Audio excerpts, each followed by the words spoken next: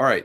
We've run the gamut of the first 5 sections. So now we know it's time for a little of history and woo-woo. So I know I'm going to flash back about 20 years. I know, Ben, this was one of your revelation and red pill moments in 2001, that particular month of September. But are you guys familiar what happened the day before 9/11? That was 2 days before my birthday. That's right. It is your birthday season. And actually, don't you have one on the way that's about due that time too?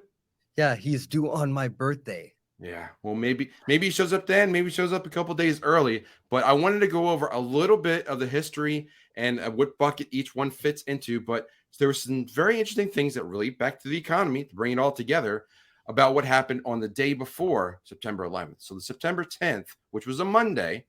So the biggest story is Donald Rumsfeld came out on a Monday. Now, normally they don't announce bad financial news on a Monday, if at all possible. Say unexpected, unscheduled. Don't worry about Federal Reserve. They normally do that midweek, but they try to hide and bury stories like Friday afternoon or the holiday or like the day after Thanksgiving. This was a Monday, and Donald Rumsfeld came out and said we can't account for $2.3 trillion of spending on September 10th. That wasn't announced then, and there was a big audit of trying to find. They were going to try and find this, and there was activity both in New York and Washington, D.C. And it just so happens that the people that were involved in this happened to be both in the Pentagon and another particular building, which we'll get to a video of that as well. But I'm going to stick to the facts. We're going to stick to bucket 1 and bucket 2. So bucket 1, this announcement happened. Bucket 2, we don't know exactly what became this, but this was announced on the Monday before that dramatic event in New York and Washington, D.C. So moving forward, we've got this webpage here, which it's a little bit of an eye chart, but it covers what happened. This is the factual, suspicious facts of what happened and transpired on September 10th. So the first one was the Rumsfeld announcement, and then FEMA happened to show up in New York the night before. That was an interesting one that they just happened to be showing up there. There were alarm bells sounding on the stock exchange the day before. There were war plans against Afghanistan on George Bush's desk. I don't know much about the exercise mode of this one, so I'll skip over it. But a particular general just stepped down right before this. And also some Pentagon officials canceled flights on that day for the flights the next day. And then to move on, this particular video, this is a video that's very hard to find. This is just a still of it. Let's see if I can zoom in a little bit. But this is a BBC broadcast from about 4 o'clock in the afternoon. I think it was like 4:20 or so.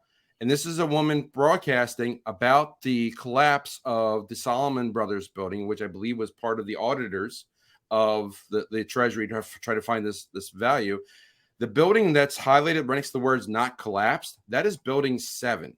Now, she was announcing on BBC News at 4:20 in the afternoon that this building had collapsed. But on video, we have evidence that it's still standing when she's talking. And then 30 minutes later, it collapsed in pretty much what looks like to be like a controlled demolition straight downwards. Again, this is all factual information, bucket 1 stuff, and it's all historical.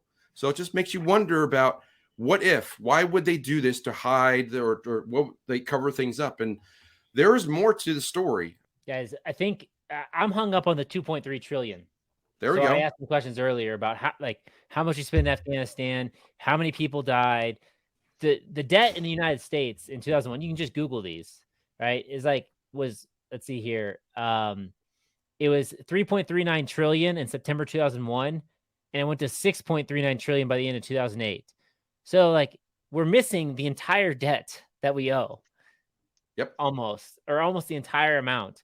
And then we spent about 2.3 trillion in Afghanistan over 20 years. That's a lot of money. That's a lot of money. What are you talking about? No. Fires from the trade center from over 300 feet away is what caused fires from the south that made it burn down and collapse? That's this they focus. had a ton of paper that was shredded that got on fire. I mean, they were destroying documents like crazy. I just read this.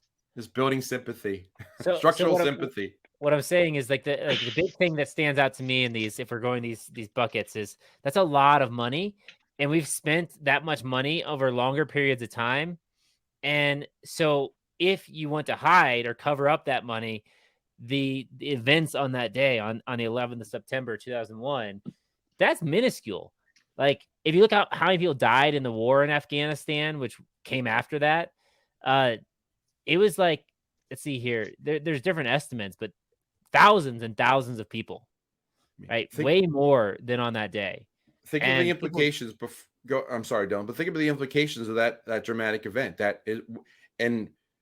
It drew away you had an announcement of like, we can't find the national debt worth of money the day before, and then all of a sudden the accountants that were and Solomon Brothers that were doing some of the accounting, and the Treasury and the CIA, which were in Building 7, the SEC, I'm sorry, I think it was the SEC, but all their documentation, which was immediately closed because of these events in the Pentagon and Building 7, because they didn't have the documents anymore, they closed the investigations.